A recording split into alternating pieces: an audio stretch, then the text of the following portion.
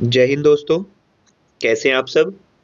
आज की वीडियो में देखो हम बात करने वाले हैं प्रोबेबिलिटी के अंदर odds in favour and odds in against क्या चीज़ है और इसके क्वेश्चंस को हम कैसे सॉल्व करेंगे, इसके बारे में हम सीखेंगे। तो वीडियो को बहुत ध्यान से देखना, इसके अंदर आपको ये पूरा कॉन्सेप्ट मिल जाएगा और इससे रिलेटेड दो और तीन सवाल है हमारे पास, आप उन्हें भी बहुत ध्यान से देखना।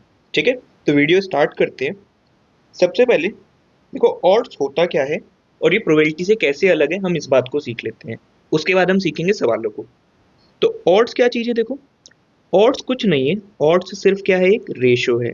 अगर कोई हमसे कहे ऑड्स क्या है तो हम कहेंगे ऑड्स क्या है, रेशो है। ठीक है, किसका रेशो, तो हम कहेंगे फेवरेबल आउटकम।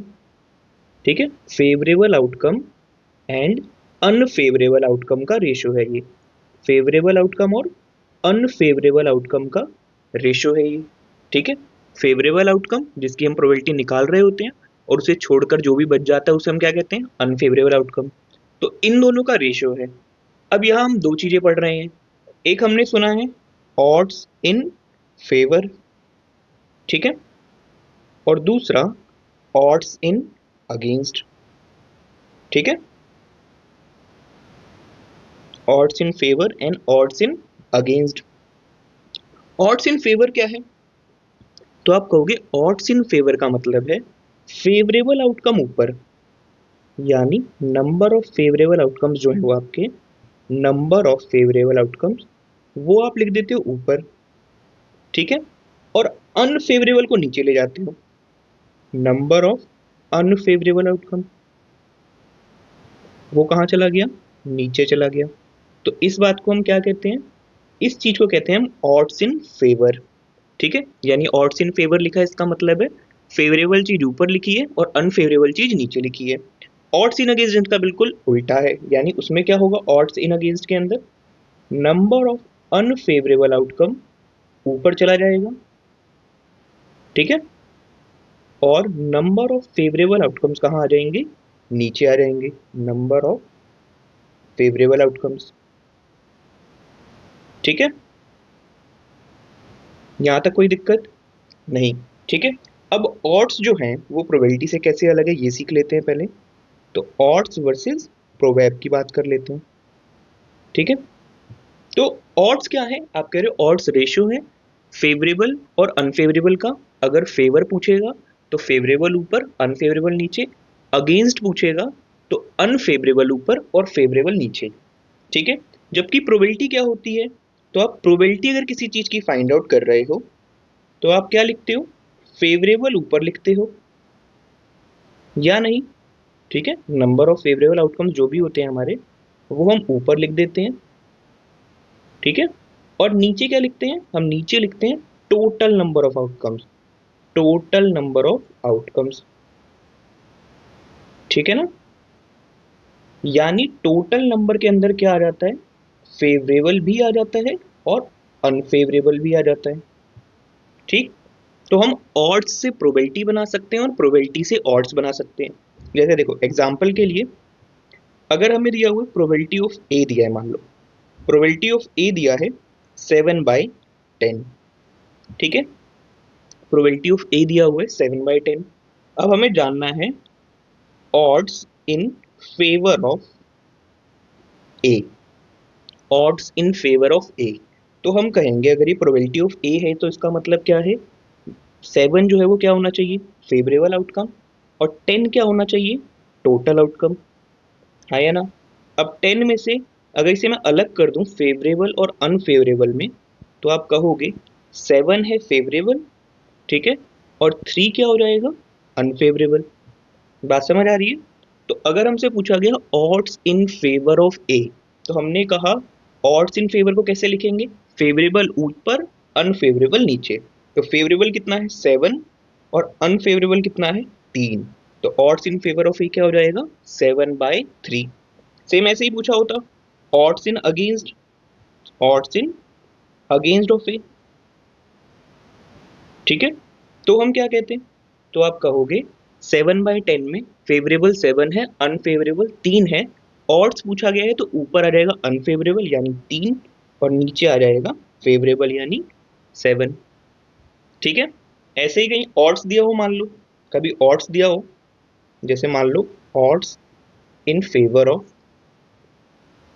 एक्स दिया हुआ है 7/4, ठीक है, और हमसे पूछा गया प्रोबेबिलिटी ऑफ एक्स बताओ, प्रोबेबिलिटी ऑफ एक्स बताओ, तो आप कहोगे फेवर दिया है यानी ऊपर क्या लिखा होगा फेवरेबल और नीचे क्या लिखा होगा अनफेवरेबल, तो टोटल कितना हो जाएगा 11। तो आप कहोगे प्रोबेबिलिटी ऑफ एक्स निकालना है, तो 7 फेवरेबल ऊपर और 7 और 4 11 नीचे। ठीक, बात समझ पा रहे हो? आगे बढ़े। अगर ये सारी बात आपको समझ आई है जो हमने अभी डिस्कस की है, तो अब देखना सवाल कितनी आसानी से बनेंगे हमसे। आ जाओ, फर्स्ट क्वेश्चन है, if odds in favour of X solving a problem are 4:3, 4:3 ratio लिखने का एक तरीका है। किसकी बात की गई है? Odds in favour of X की, ठीक है। And odds against Y solving the same problem is 2:6, ये भी 2:6 दिया हुआ है, ठीक है। हमसे क्या पूछा गया है? देखो बिल्कुल बेसिक सा क्वेश्चन है, प्रोबेबिलिटी पूछी गई है, ठीक है, ध्यान देना। X solving the problem, x problem solve कर देगा, इसकी क्या प्रोबेबिलिटी है? तो हम कहेंगे अगर आप प्रोबेबिलिटी ऑफ एक्स जानना चाहते हो तो इसका मतलब होना चाहिए फेवरेबल आउटकम एक्स जानने हैं हमने, ठीक है, एक्स के केस में फेवरेबल आउटकम कितना है वो जानना है, और नीचे टोटल आउटकम जानना होगा हमने। यही दो बातें पता होंगी तो हमें पता लग जाएगा एक्स प्रॉब्लम सॉल्व कर देगा, इसकी क्या प्रोबेबिलिटी है। अब हमें देखो दिया हुआ क्या है, तो क्वेश्चन ने दिया हुआ है odds in favour of X solving a problem 4:3 दिया हुआ है, ऑड्स इन फेवर दिया हुआ है, ठीक है। अभी हम ऊपर सीख के आए हैं ऑड्स इन फेवर का मतलब क्या है, फेवरेबल ऊपर होगा या नहीं, और अनफेवरेबल नीचे होगा, और दोनों का सम कर दोगे तो टोटल आ जाएगा। यानी हम कहेंगे कि फेवरेबल है 4, अनफेवरेबल क्या है 3, यानी टोटल कितना होगा, तो आप कहोगे 7। क्वेश्चन जानना चाहता है प्रोबेबिलिटी ऑफ एक्स, तो फेवरेबल कितना है 4, टोटल कितना है 7, तो probability of solving x a problem क्या हो जाएगा अपना answer 4/7, option number first. Question number 1 का आंसर दे दिया हमने।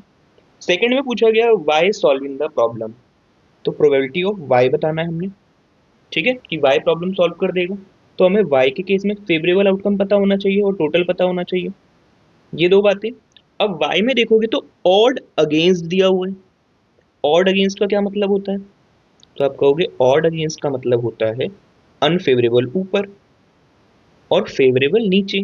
तो 2 to 6 का क्या मतलब है कि 2 हो जाएगा क्या अनफेवरेबल और 6 हो जाएगा हमारा फेवरेबल, ये क्या है अनफेवरेबल और ये क्या हो जाएगा फेवरेबल, ठीक है।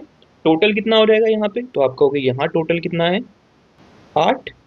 Probability by solving the problem, अब आंसर क्या हो जाएगा, तो आप कहोगे फेवरेबल क्या है उसके लिए 6, टोटल कितना है 8, कट कर दो इसे, ये छोटा हो जाएगा यानी क्या हो जाएगा ये 3/4।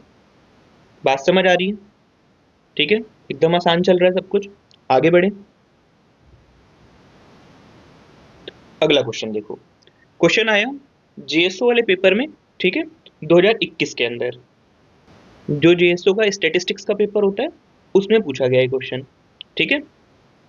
और अगर आप में से किसी को जेएसओ की प्रोफाइल के बारे में जानना हो, जेएसओ क्या काम करता है, क्या उसकी वर्क प्रोफाइल है, ठीक है, तो मैं पहले जेएसओ रह चुका हूँ 2020 वाले बैच से, तो आप कमेंट करना, ठीक है, मैं कोशिश करूंगा डीवी वगैरह से पहले एक वीडियो उस पर बना दूँ। चलो क्वेश्चन स्टार्ट करते हैं।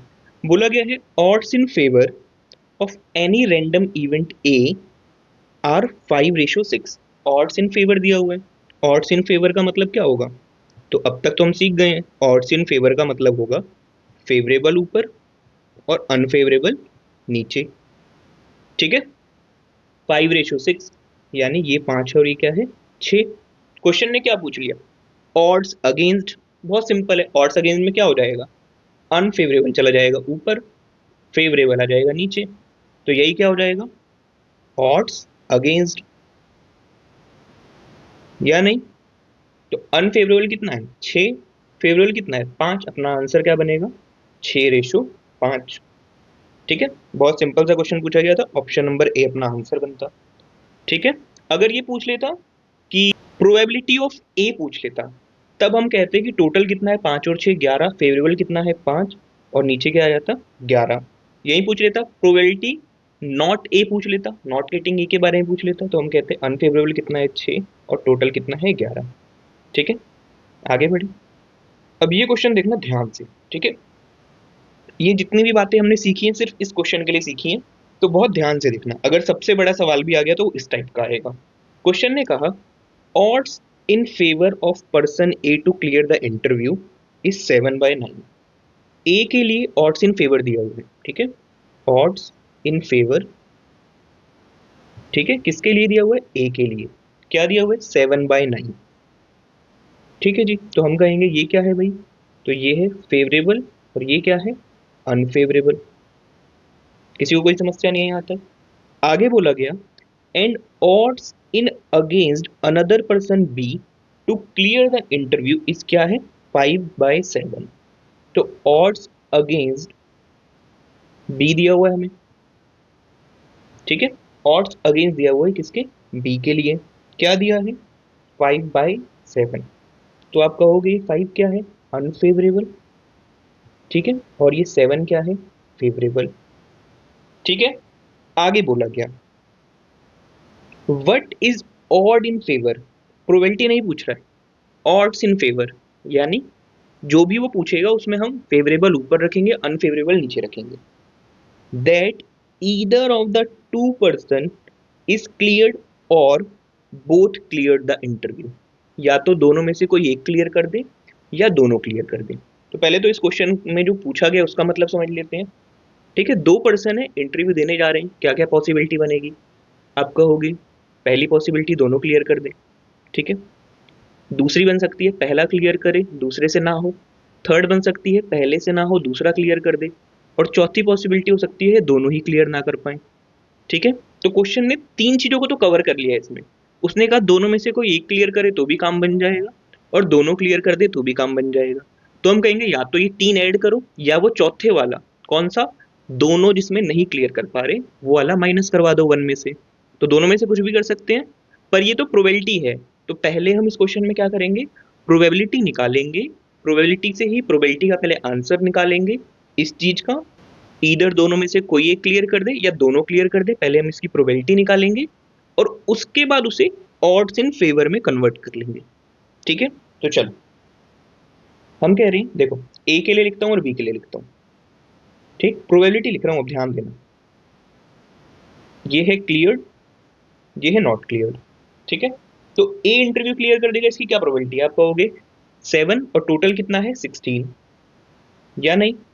बी क्लियर कर देगा, इसकी क्या प्रोबेबिलिटी है, तो बी में फेवरेबल कितना है 7 और अनफेवरेबल कितना है 5, यानी टोटल कितना हो जाएगा 12। तो बी कितना हो जाएगा 7/12। ये दोनों में क्लियर करने की, ना क्लियर करने की एक ही पूछोगे अगर, तो आप कहोगे ए क्लियर नहीं कर पाएगा, इसकी प्रोबेबिलिटी क्या होगी, तो अनफेवरेबल कितना है 9 और टोटल कितना है 16। और बी क्लियर नहीं कर पाएगा, इसमें अनफेवरेबल कितना है 5 और टोटल कितना है 12। ठीक है, अब हमारे पास प्रोबेबिलिटी है, ठीक है, प्रोबेबिलिटी है हमारे पास। हम पहले प्रोबेबिलिटी निकालेंगे, बाद में उसे ऑड्स इन फेवर में कन्वर्ट कर लेंगे।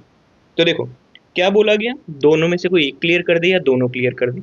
तो हम कह रहे हैं हम ऐसा करते हैं, वन में से माइनस करवा देते हैं। क्या माइनस करवा देते हैं कि दोनों से ही क्लियर नहीं हुआ। ठीक है, not cleared by both, not cleared by both. ठीक है, यानी वन माइनस प्रोबेबिलिटी किसका, दोनों से ही क्लियर नहीं हुआ, तो not a into not be. ठीक है, क्लियर ना होने के लिए नॉट नॉट लिखा जा रहा है। दोनों इवेंट इंडिपेंडेंट होंगे, ए का क्लियर करना या ना करना बी के क्लियर करने या ना करने पे कोई इंपैक्ट नहीं डालेगा। तो हम दोनों की जो इंटरसेक्शन वाली प्रोबेबिलिटी है उसे सीधे सीधे मल्टीप्लाई कर सकते हैं। तो हम कहेंगे जो हमसे क्वेश्चन पूछ रहा है उसकी प्रोबेबिलिटी का आंसर क्या बनेगा, तो उसकी प्रोबेबिलिटी का आंसर बनेगा वन माइनस ए के क्लियर ना करने की प्रोबेबिलिटी क्या है, आप कहोगे 9/16। बी के क्लियर ना करने की प्रोबेबिलिटी 5/12।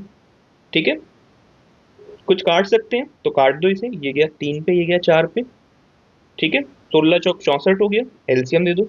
64 माइनस ये हो गया 15/64।